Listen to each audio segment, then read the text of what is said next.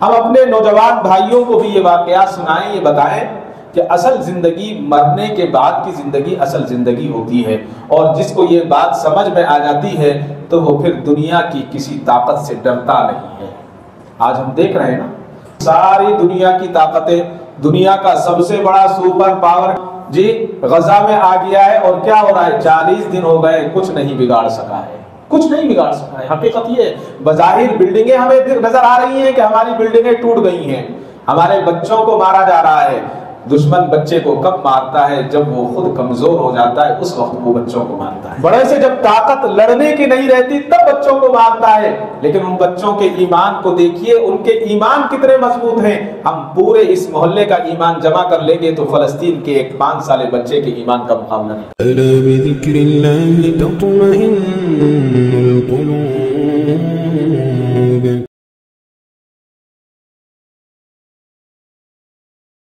السلام علیکم ورحمۃ اللہ۔ الحمد للہ نحمده ونستعینه ونستغفره ونؤمن به ونتوکل علیہ ونعوذ باللہ من شرور انفسنا ومن سیئات اعمالنا، من يهده الله فلا مضل له ومن يضلله فلا هادي له، ونشهد أن لا إله إلا الله وحده لا شريك له، ونشهد أن سيدنا وسندنا وشفيعنا وحبيبنا ومولانا محمدا عبده ورسوله، أما بعد فأعوذ بالله السميع العليم من الشيطان الرجيم، بسم الله الرحمن الرحيم،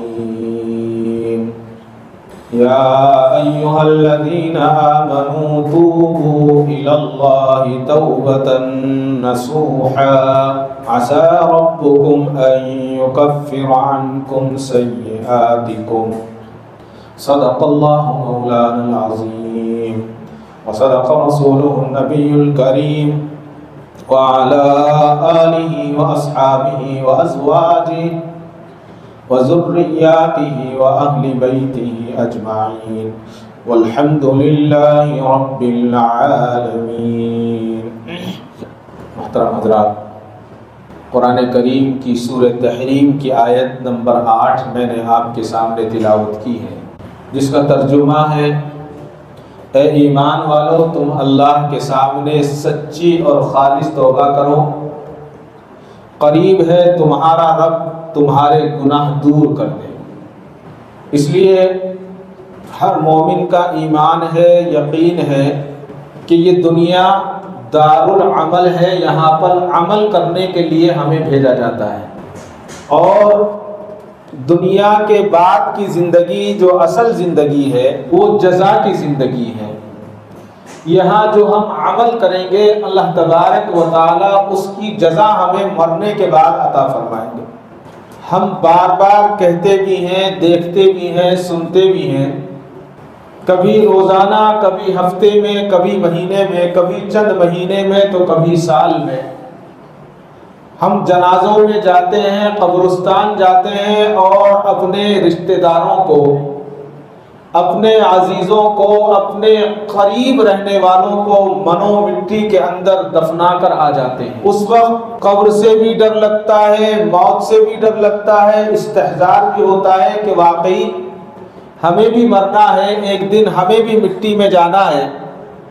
جس ایک اشارے سننے کے انتظار میں رہتے ہیں، جب وہ مر جاتا ہے تو سب کا وہ محتاج ہو جاتا ہے، کوئی اس کو جدھر چاہے گھما دیتا ہے، جیسے چاہے اٹھا لیتا ہے، لیکن وہ اپنے مزاج کے مطابق کچھ نہیں کہہ پاتا۔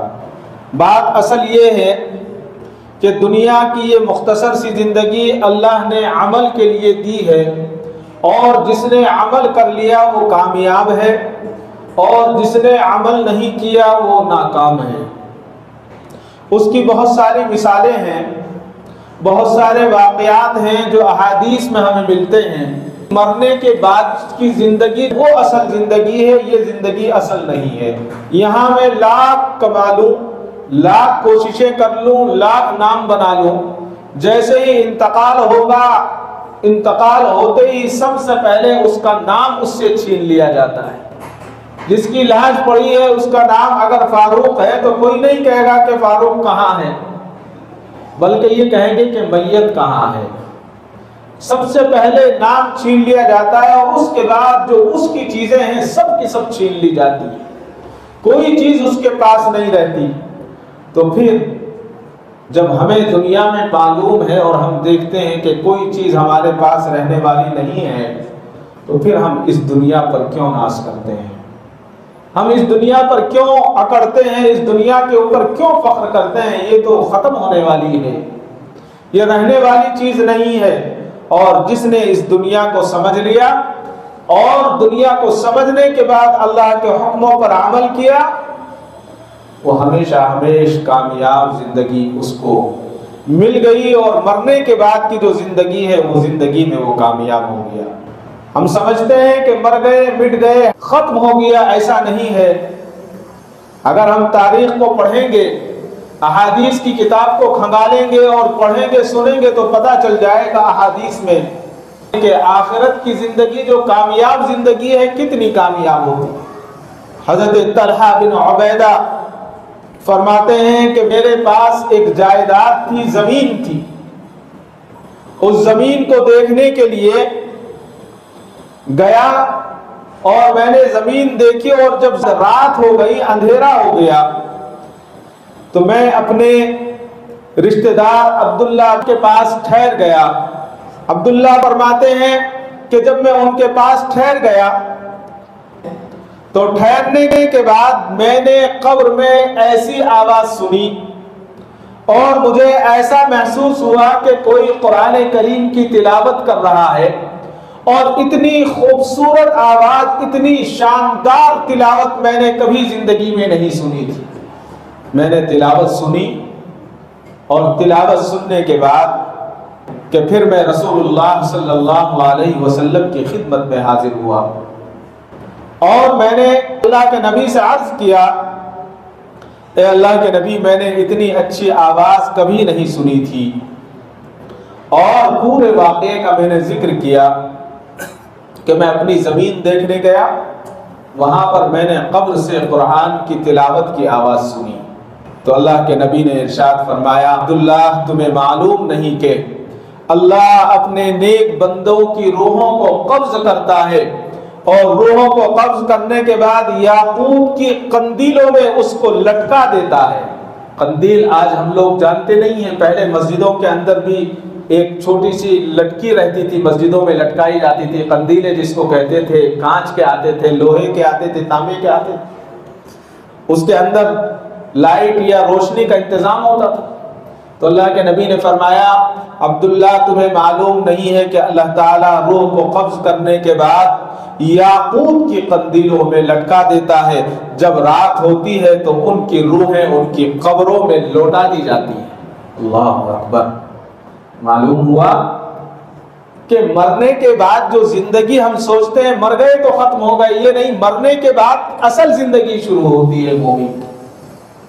خصوصاً میں ہمارے نوجوانوں سے یہ گفتگو کر رہا ہوں، اس لیے کہ آج جو ماحول چل رہا ہے، اس وقت جو پوری دنیا میں اسلام مفیہ چل رہا ہے، چاروں طرف اسلام کو بدنام کرنے کی سازش ہے، اور اسلام کو دجالی فتنے کے ذریعے پیش کیا جا رہا ہے کہ دیکھو اسلام میں تو یہ ہے، یہاں یہ ہو رہا ہے۔ اس کو سمجھنے کی ضرورت ہے، اس لیے کہ جب ہم سمجھ جائیں گے تو پھر کتنا بھی بڑا فتنہ ہمارے سامنے آئے گا وہ ہمارے ایمان کو متزلزل نہیں کر سکتا، ہلا نہیں سکتا۔ تو خصوصاً ہم اپنے نوجوان بھائیوں کو بھی یہ واقعات سنائیں، یہ بتائیں کہ اصل زندگی مرنے کے بعد کی زندگی اصل زندگی ہوتی ہے، اور جس کو یہ بات سمجھ میں آ جاتی ہے تو وہ پھر دنیا کی کسی طاقت سے ڈرتا نہیں ہے۔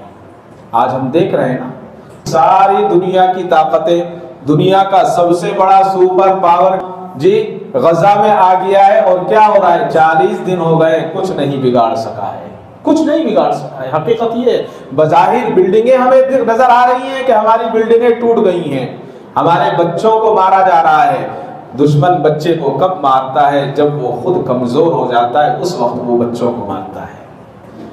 بڑے سے جب طاقت لڑنے کی نہیں رہتی تب بچوں کو مارتا ہے، لیکن ان بچوں کے ایمان کو دیکھیے، ان کے ایمان کتنے مضبوط ہیں۔ ہم پورے اس محلے کا ایمان جمع کر لیں گے تو فلسطین کے ایک 5 سالے بچے کے ایمان کا مقابلہ نہیں کر سکتے۔ مرنے کے بعد کی زندگی کیا ہے؟ ابو امامہ سے روایت کرتے ہیں کہ ملک شام میں ایک نوجوان کی موت کا وقت قریب آیا تو اس نے اپنے چچا کو کہا، آپ یہ بتائیے اللہ تعالیٰ اگر میری ماں کے مجھے حوالے کر دے تو میری ماں میرے ساتھ کیا سلوک کرے گی؟ تو چچا نے کہا کہ اگر اللہ تیری ماں کے حوالے تجھے کر دے اور تیری ماں کے ہاتھ میں جنت ہو تو وہ تجھے فوراً جنت میں داخل کر دے گی، اور کیا کرے گی؟ وہ تیرے ساتھ رحم کا معاملہ کرے گی، محبت کا معاملہ کرے گی اور جنت میں داخل کر دے گی۔ تو اس شخص نے کہا کہ چچا جان، اللہ تعالیٰ میری ماں سے 70 درجے زیادہ محبت کرتا ہے، وہ تو میری ماں سے بھی زیادہ محبت کرتا ہے، لہٰذا اللہ مہربان ہے اور شفیق ہے۔ یہ کہا اور اس نوجوان کی روح پرواز کر گئی۔ روح پرواز ہو گئی۔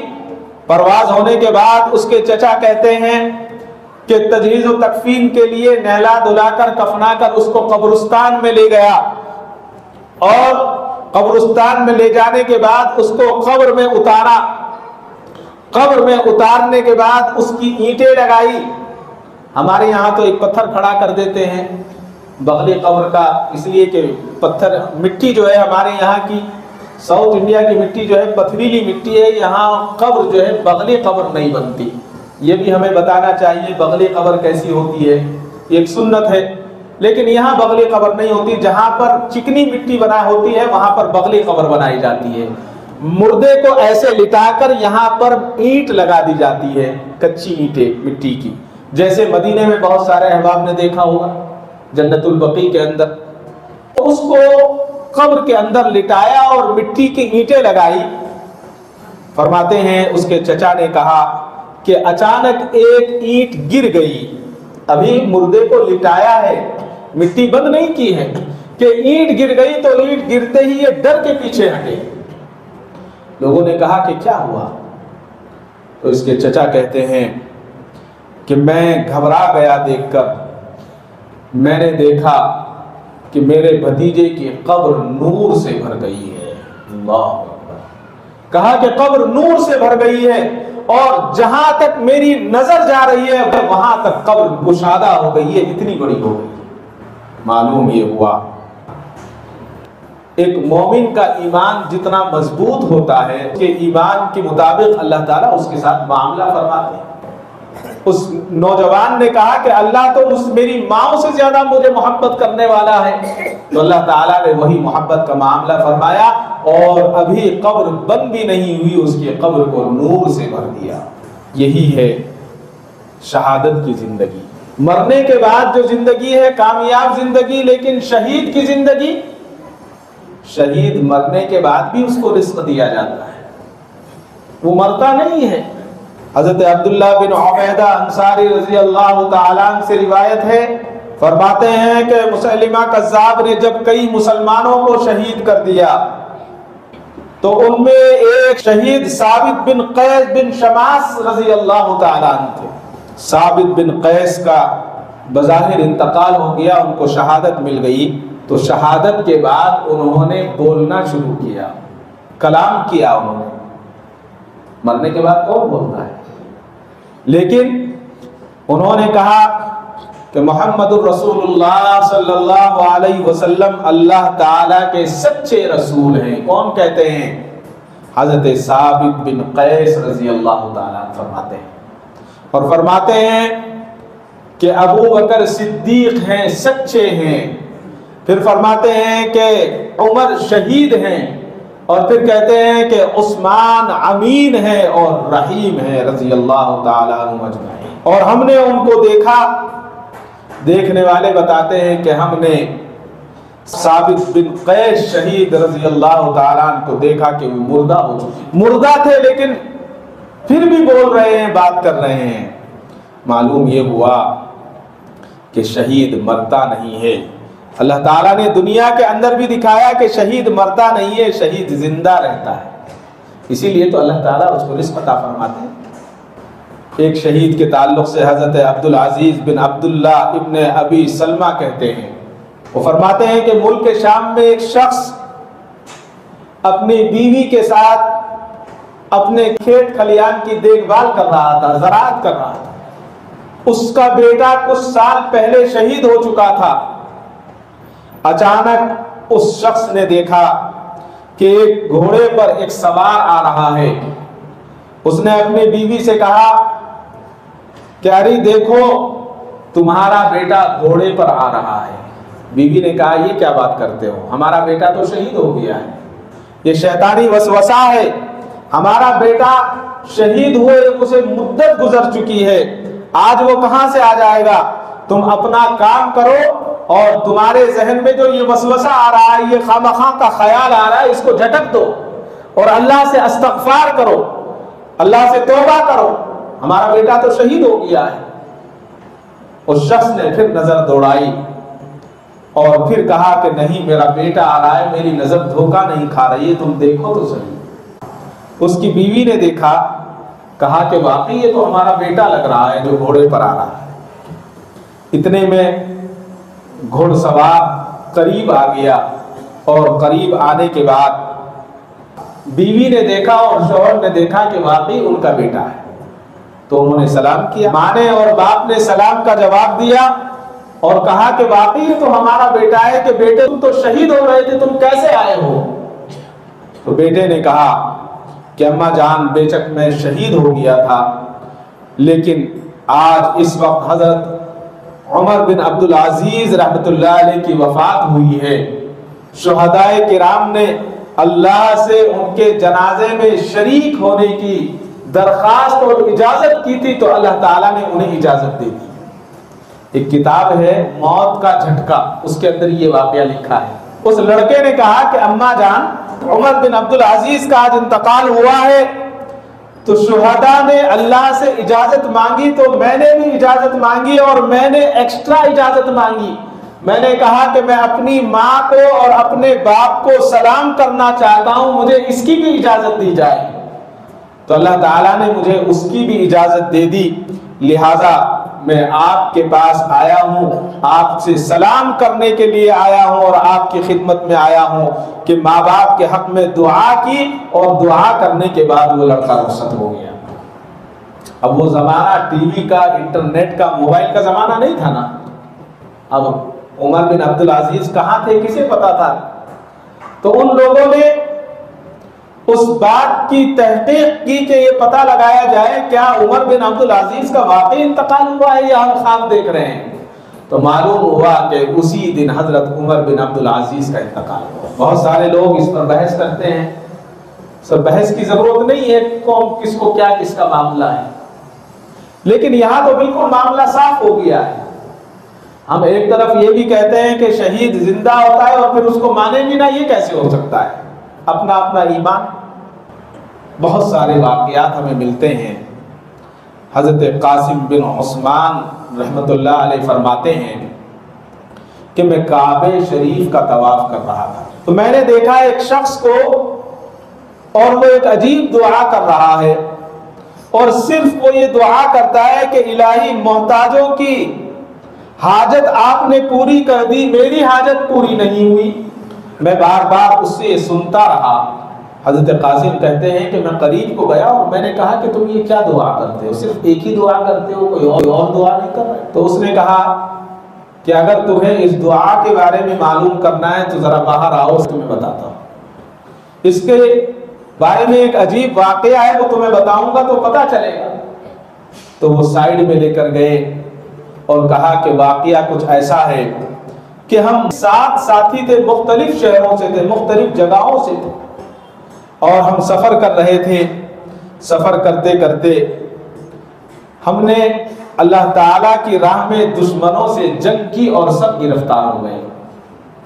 گرفتار ہونے کے بعد اللہ کے جو دشمن تھے، اللہ کے جو باغی تھے، انہوں نے ہمیں گرفتار کر لیا، اور کرنے کے بعد ہمیں بند کر دیا ایک جگہ، اور بند کرنے کے بعد انہوں نے کہا کہ میں نے دیکھا، آسمان کی طرف نظر اٹھا کر دیکھی تو مجھے 7 دروازے نظر آئے، اور ہر دروازے پر ایک حور کھڑی ہوئی تھی، اور اس حور کے ہاتھ میں ایک رومال تھا، اور وہ حور یہ انتظار کر رہی تھی جنت کی کہ کسی طرح سے ان کو شہادت ملے اور میں اسے جنت میں لے جاؤں۔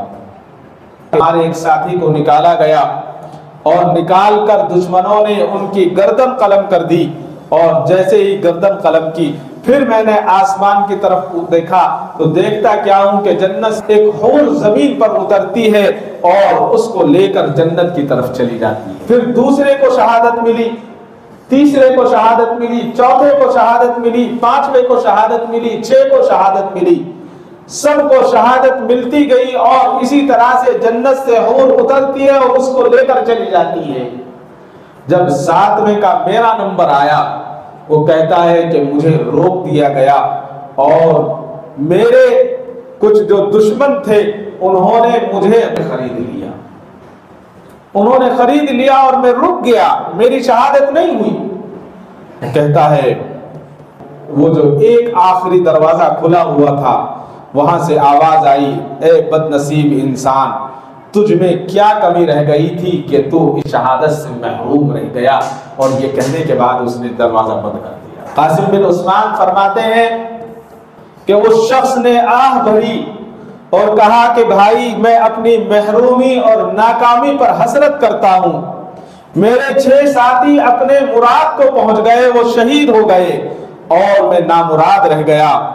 قاسم بن عثمان کا کہنا ہے کہ اس شخص کو ان 6 آدمیوں سے بہتر جانتا ہوں، کیونکہ اس نے جو کچھ دیکھا ان لوگوں نے نہیں دیکھا، اور جو زندہ رہ گیا تو جنت کی شوق میں اب زیادہ عمل کرنے لگا، یعنی یہ سوچنے لگا کہ اللہ تعالیٰ یہ شہادت مجھے کیوں نہیں دی؟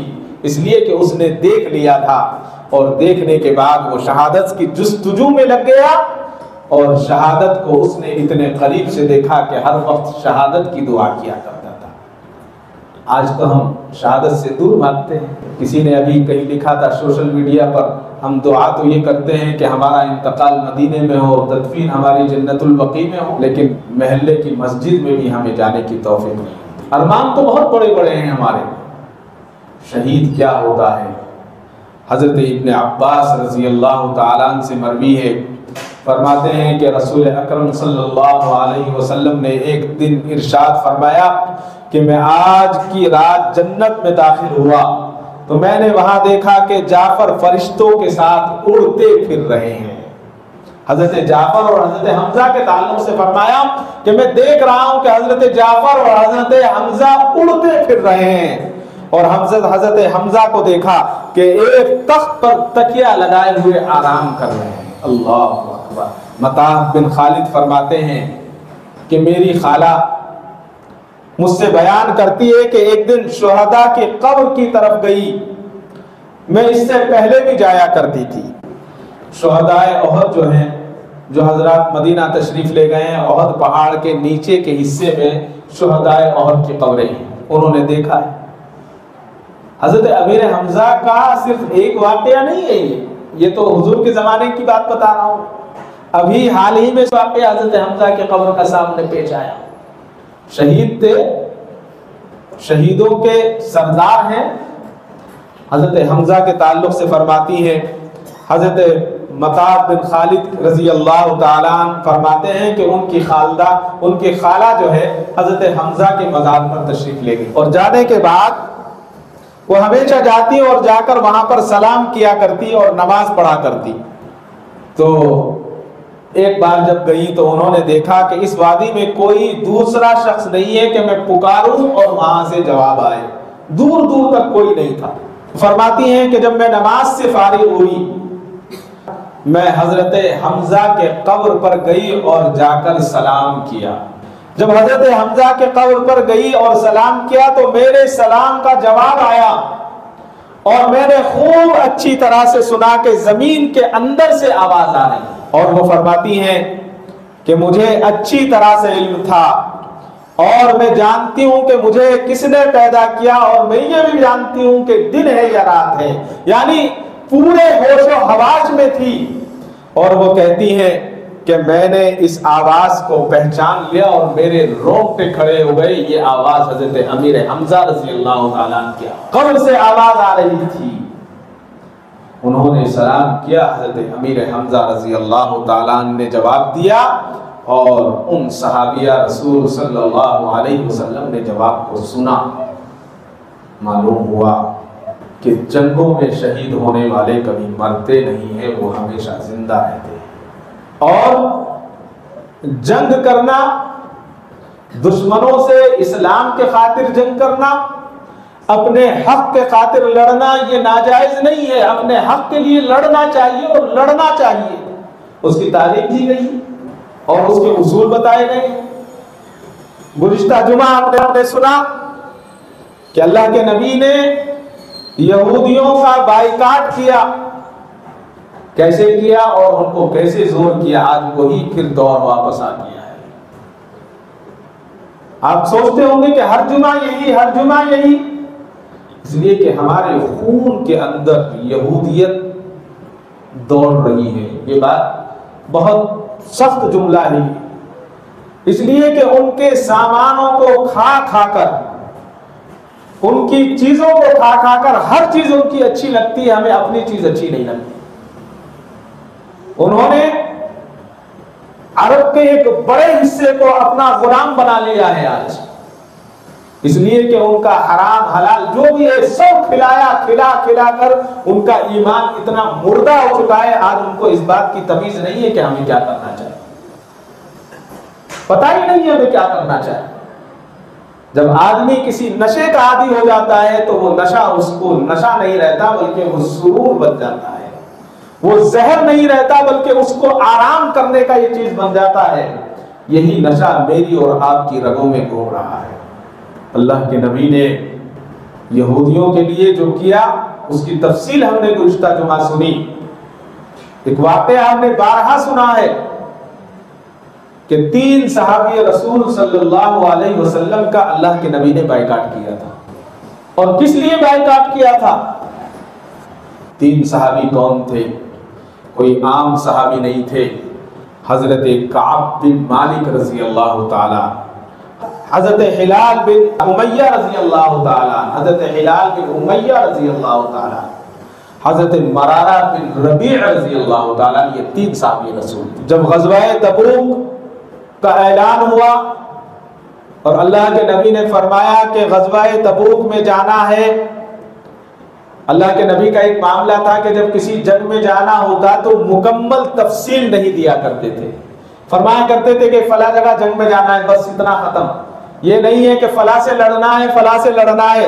غزوہ تبوک جو ہے رومیوں کے خلاف تھی. غزوہ تبوک کے اندر اللہ کے نبی کو جب علم ہوا کہ رومی جو ہیں وہ پوری تیاری کے ساتھ, رومیوں کا بادشاہ 1 لاکھ فوج کے ساتھ مسلمانوں کے لڑنے کے لیے آ رہا ہے, تو اللہ کے نبی نے پہلے ہی اعلان کر دیا اور اللہ کے نبی نے کہا کہ جو بھی مدینے میں ہے جو لڑ سکتا ہو وہ ساتھ چلے. عام اعلان تھا. پہلے کیا ہوتا تھا, خاص جنگوں کے اندر ہر سپاہی کو دیکھ کر, اس کی فٹنس کو دیکھ کر لیا جاتا تھا کہ یہ چل سکتا ہے یا نہیں چل سکتا. ابو جہل کو مارنے والے 2 بچے تھے نا, اس وقت بھی فٹنس کا دکھا گیا کہ ان کی فٹنس کیسی ہے, تم جنگ میں جا سکتے ہو نہیں. ایک بھائی نے ایڑیاں اوپر کر لی, پیر اوپر کر کے کھڑا ہو گیا تاکہ میں اونچا نظر آؤں. دوسرا بھائی کہتا ہے کہ اللہ کے نبی آپ نے میرے بھائی کو لے لیا, مجھے کیوں نہیں لیا, مجھے بھی لیجئے. تاریخ میں لکھا ہے کہ تلوار زمین سے لٹک رہی تھی. اللہ کے نبی نے کہا کہ ان کے جذبے کو سلام ہے, ان کے ایمان کو سلام ہے. اللہ کے نبی نے ان کو لے لیا اور ابو جہل کو جہنم نصیب کر دیا. پورا اعلان ہوا, عام اعلان تھا کہ سب کو چلنا ہے. تیار ہو گئے. تیار ہونے کے بعد واقعہ کب کا ہے؟ جب گرمی کا موسم تھا, کھجور پک رہی تھی. مدینے میں جو کھجور کی تجارت کرنے والے ہیں, پورے سال کا کام صرف اسی 1 مہینے میں ہونا تھا. حضرت کعب بن مالک فرماتے ہیں خود اپنی زبانی کہ غزوہ تبوک گرمی کے موسم میں اور سفر بھی لمبا, اور اللہ کے نبی کا یہ معمول تھا کہ جب غزوے پر جاتے تو تفصیل نہیں بتایا کرتے تھے.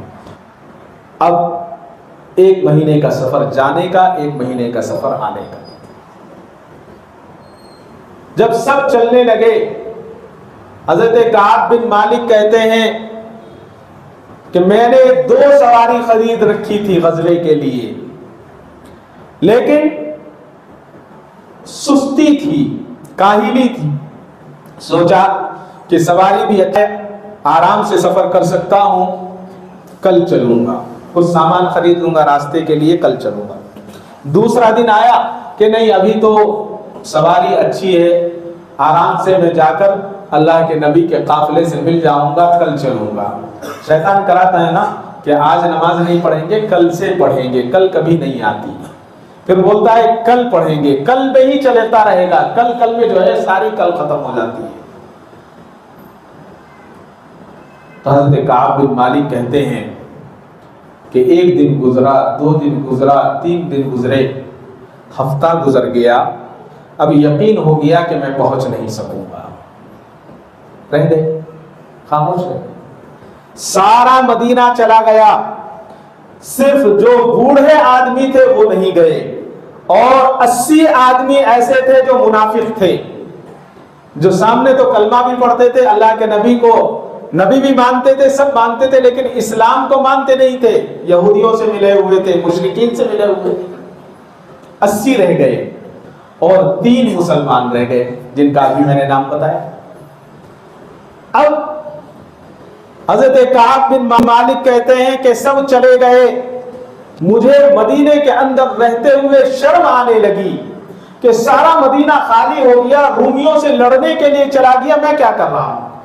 لیکن کیا کر سکتا ہوں؟ کچھ نہیں، جنگ بھی نہیں ہوئی، بغیر جنگ کے وہ لوگ بھاگ گئے، بہت لمبی تفصیل ہے، غزوہ تبوک کی، فتح ہو گئی، غازی بن گئے۔ اب اللہ کے نبی ایک دن وہاں پوچھتے ہیں حضرت کعب رضی اللہ تعالیٰ عنہ کے تعلق سے، صحابہ سے، اے میرے صحابہ یہ بتاؤ کہ کعب کو کس نے روک لیا، کعب کیوں نہیں آیا؟ تو ایک صاحب نے کہا کہ اصل میں حضرت کعب کی مزاج کی نزاکت اور نخرے نے ان کو روک لیا تھا، نزاکت نے اور نخرے نے روک لیا، وہ اس لیے نہیں آئے۔ تو حضرت جابر رضی اللہ تعالیٰ موجود تھے، یعنی صحابہ کے اندر کیا اخلاص تھا، انہوں نے فوراً اپنے مخلص صحابی حضرت کعب بن مالک کے تعلق سے کہا، اے میرے بھائی، کعب بن مالک کے تعلق سے ایسی بات نہ کہیے، بس وہ سستی ہو گئی ہوگی، وہ ایسا آدمی نہیں ہے کہ رومیوں سے جنگ کے لیے نہ آتا۔ بات ختم ہو گئی۔ پھر اطلاع ملی کہ اللہ کے نبی، اللہ کے رسول مدینہ شریف واپس تشریف لا رہے ہیں۔ جیسے جیسے لوگوں کے قریب اطلاع آنے کی پہنچتی رہی، حضرت کعب بن مالک کا دل دھڑکنے لگا۔ اب جو منافقین تھے، اللہ کے نبی کا معمول یہ تھا کہ جب واپس تشریف لاتے تو پہلے مسجد نبوی تشریف لے جاتے، اور جانے کے بعد 2 رکعت نماز پڑھ کر تھوڑی دیر وہاں بیٹھتے، ملنے والوں سے ملاقات کرتے، اس کے بعد گھر تشریف لے جایا کرتے تھے۔ لوگ آئے، جو لوگ چور تھے، منافق تھے، نہیں گئے تھے، آئے اور کہا، اے اللہ کے نبی میں بیمار تھا، اے اللہ کے نبی مجھے فلاں عذر تھا، اے اللہ کے نبی میری ماں بیمار تھی، اے اللہ کے نبی میں اس طرح پریشان تھا۔ اللہ کے نبی مسکراتے اور ان کو معاف کر دیتے، اس لیے کہ اللہ کے نبی کو پتا تھا کہ یہ سب جھوٹے ہیں، یہ مکار ہیں، یہ مکاری کر رہے ہیں، اللہ کے نبی جانتے تھے، کسی کو کچھ نہیں کہا۔ اب نمبر آیا حضرت کعب بن مالک کا۔ حضرت کعب بن مالک آئے، اللہ کے نبی کو سلام کیا کہ اللہ کے نبی نے مسکراہٹ کے ساتھ ان کو دیکھا اور پوچھا کیوں نہیں گئے تھے، کیا وجہ تھی؟ جس طرح سے سب جھوٹ بول رہے تھے یہ بھی جھوٹ بول سکتے تھے، لیکن انہوں نے قسم کھا لی تھی کہ میں اللہ کے نبی کے سامنے جھوٹ نہیں بولوں گا، اگر میں جھوٹ بولوں گا تو اللہ کے نبی کو آج نہیں کل اللہ تعالیٰ وحی کے ذریعے اطلاع فرما دیں گے، لہٰذا انہوں نے کہا اے اللہ کے نبی سستی اور کاہلی کی وجہ سے نہیں جا سکا، سچی بات کہی۔ تو اللہ کے نبی نے ارشاد فرمایا کہ کوئی بھی کعب بن مالک سے سلام نہ کرے، اس سے بائیکاٹ کر دیا جائے۔ کعب بن مالک سے بائیکاٹ کا اعلان کر دیا گیا۔ اب حضرت کعب بن مالک کہتے ہیں کہ مجھے دو چیزیں ستا رہی تھی۔ ایک چیز یہ ستاتی تھی کہ اگر میرا انتقال ہو جائے گا تو سرکار دو عالم صلی اللہ علیہ وسلم میرا نماز جنازہ نہیں پڑھائیں گے، اور دوسرا یہ ڈر تھا کہ اگر اللہ کے نبی اللہ کے پیارے ہو گئے اور اللہ کے نبی اس دنیا سے رخصت ہو جائے تو ساری زندگی میری تباہ ہو جائے گی، برباد ہو جائے گی۔ گھر کی دیواریں کاٹنے کو آتی تھی، گھر میں کوئی بات نہیں کرتا تھا، گھر میں کسی کو سلام کرتا تو گھر والا جواب نہیں دیتا تھا۔ پریشانی کا عالم، کبھی مسجد میں آتا، کبھی بازار میں جاتا، بازار میں لوگوں کو سلام کرتا، کوئی جواب نہیں دیتا تھا۔ مسجد میں آ کر نماز پڑھتا، سلام کرتا، کوئی جواب نہیں دیتا تھا۔ مستقل کا معاملہ۔ پھر معاملہ جب 30 دن کا ہو، 40 دن ہو گئے، 40 دن کے بعد اللہ کے نبی نے فرمایا کہ ان کی بیویاں بھی ان کے ساتھ نہ رہیں، ان سے دوری اختیار کریں۔ سخت معاملہ۔ حضرت کعب بن مالک فرماتے ہیں کہ دل چاہتا تھا کہ زمین پھٹ جائے اور میں زمین میں چلا جاؤں، کوئی راستہ ہی نہیں ہے، کس راستے سے میں کروں؟ اللہ کے نبی کے دربار میں جاتے اور چھپ کر بیٹھ جاتے، اللہ کے نبی کی بات سنتے اور واپس ہو جاتے۔ فرماتے ہیں کہ ایک روز میں بازار میں جا رہا تھا، شام سے آنے والا ایک قبطی تاجر آواز دے رہا ہے اور کہہ رہا ہے کوئی مجھے کعب بن مالک کا گھر بتائے، مجھے کعب بن مالک سے ملنا ہے۔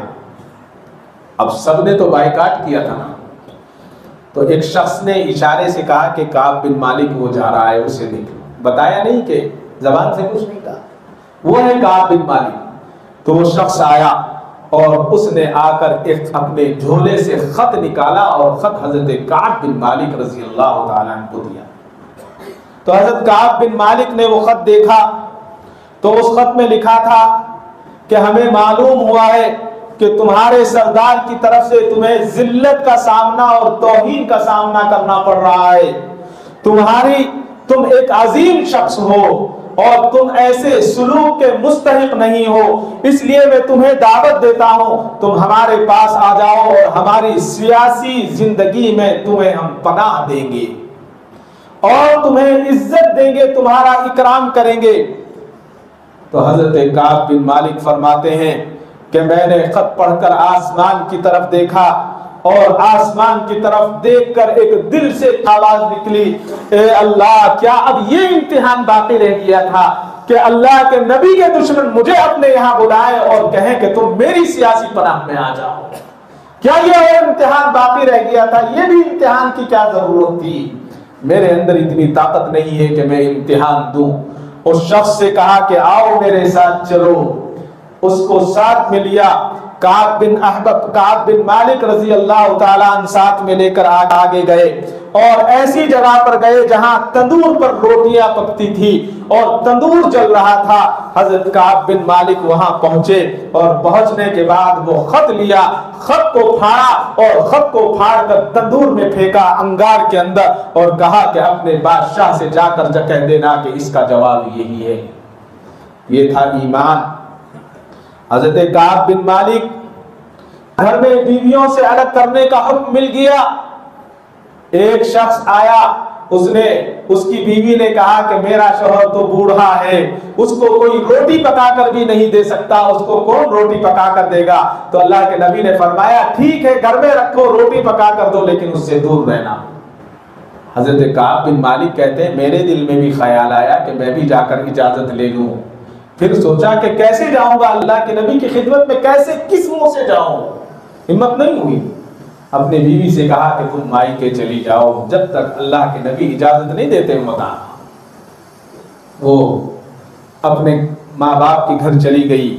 فرماتے ہیں کہ 40 دن گزر گئے، 1-2 دن نہیں، 40 کے بعد جب 50واں دن آیا تو فرماتے ہیں 50 راتیں گزرنے کے بعد ایک مرتبہ میں اپنے چچا زاد بھائی جو میرے گہرے دوست ہیں حضرت ابو قتادہ رضی اللہ تعالیٰ ان کے پاس گیا اور میں نے سلام کیا تو انہوں نے جواب نہیں دیا۔ پھر میں نے کہا کہ میرے دوست، میرے بھائی، مجھے یہ بتاؤ کیا میں اللہ کے اور اللہ کے نبی سے سچی محبت نہیں کرتا؟ تو حضرت ابو قتادہ نے کوئی جواب نہیں دیا. پھر پوچھا تو انہوں نے کہا کہ اللہ اور اس کے رسول بہتر جانتے ہیں. اللہ اکبر! کیا محبت تھی اللہ کے نبی سے. اللہ کے نبی نے بائیکاٹ کر دیا تو کر دیا. نہ بیوی بولنے کو تیار ہے، نہ بچے بولنے کے تیار ہیں، یا نہ دوست بولنے کو تیار ہے. 50 راتیں گزر گئی. 50 راتوں کے بعد فرماتے ہیں کہ فجر نماز سے فارغ ہو کر میں جا رہا تھا تو سامنے کی پہاڑی سے آواز سنائی دے، ایک آپ خوش ہو جاؤ. تو میں سمجھ گیا کہ معافی کا اعلان آ گیا ہے، اور اللہ تعالیٰ نے ہماری معافی کا فیصلہ سورۃ توبہ کے اندر فرمایا. اللہ اکبر! کیا معافی ہوگی کہ اللہ تعالیٰ نے قرآن میں ان کی معافی کا تذکرہ فرما دیا. اور اللہ کے نبی نے فجر کے بعد جب مسجد نبوی میں اعلان کر دیا کہ کعب بن مالک اور اس کے دونوں ساتھیوں کا بائیکاٹ ختم کیا جاتا ہے، ان کی توبہ کو قبول کیا جاتا ہے، تو 2 لوگ تیزی کے ساتھ دوڑے یہ خبر کعب بن مالک کو پہنچانے کے لیے. فرماتے ہیں ایک گھوڑے پر دوڑ رہا تھا اور دوسرا میرا دوست وہ ایسے ہی پیدل دوڑ رہا تھا کہ کسی طرح سے کعب بن مالک تک یہ خبر پہنچائے. گھوڑے والا ابھی دوڑ رہا ہے، اس نے باہر سے آواز دی، کعب بن مالک اللہ نے تجھے معاف کر دیا ہے، اللہ کے نبی نے تجھے خوشخبری دے دی ہے. اتنی خوشخبری سننی تھی. حضرت کعب بن مالک خوشی سے نہال ہو جاتے ہیں اور آنے والے کو اپنے کپڑے اتار کر انعام میں دے دیتے ہیں کہ تو نے یہ خوشخبری دی ہے، یہ انعام تجھے دے رہا ہے. کوئی ایسی محبت کرنے والا دنیا کے اندر؟ جسم پر جو بھی تھا سارا کا سارا اتارا اور حضرت کعب بن مالک نے اپنے دوست کو دے دیا، اور دوڑتے ہوئے بھاگتے ہوئے اللہ کے نبی کی خدمت میں آئے. اللہ کے نبی نے آپ کو خوشخبری سنائی تو اللہ کے نبی سے خوشخبری سننے کے بعد لپٹ گئے اور کہا کہ اللہ کے نبی، جتنا مال میرے پاس ہے، جو بھی کچھ میرے پاس جائیداد ہے، میں سب کی سب اللہ کے راستے میں صدقہ کرتا ہوں. اللہ کے نبی نے فرمایا کہ نہیں، سب کا سب صدقہ مت کرو، بلکہ اپنے لیے باغ روک لو اور باقی چیزیں جو دینے چاہتے ہو دے دو. یہ تھی اللہ کے نبی سے محبت. اور بائیکاٹ کا معاملہ، وہاں تو مسلمان سے بائیکاٹ تھا، یہاں یہودیوں سے بائیکاٹ کو ہم کہہ رہے ہیں، سمجھ میں ہی نہیں آتی. سب سے پہلے یہ آج جو دجالی فتنہ ہے، جس کو ہم یہودی کہتے ہیں، یہ دجالی فتنہ ہے اور یہ قیامت کی نشانیوں میں سے. مختصر سی بات کر کے بعد 2-3 منٹ اور زیادہ لوں گا آپ کے. سب سے پہلے اگر دجالی فتنے سے اپنے آپ کو محفوظ رکھنا ہے تو حلال کھانا ہوگا، یعنی مشتبہ مال ہم استعمال نہ کریں، جس کے اندر ہمیں یہ شبہ ہو کہ یہ چیز حرام ہو سکتی ہے، ناجائز ہو سکتی ہے، تو ہمیں نہیں کھانا ہے. اگر ہم مشتبہ مال کھائیں گے تو ہمارا ایمان متزلزل ہو جائے گا، جیسے وہ چاہیں گے ہم ایسے.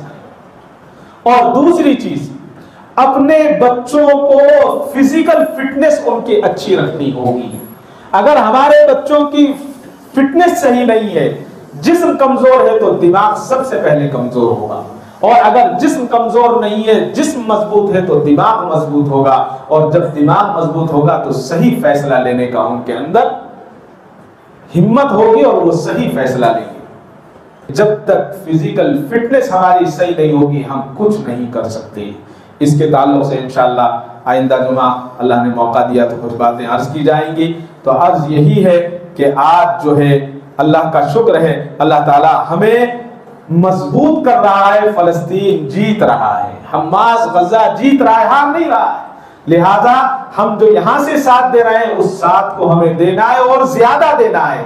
کیا ساتھ دے رہے ہیں ہم نے جیسے بائیکاٹ کر رکھا ہے یہودیوں کے سامان کا، اس کا بائیکاٹ کریں گے.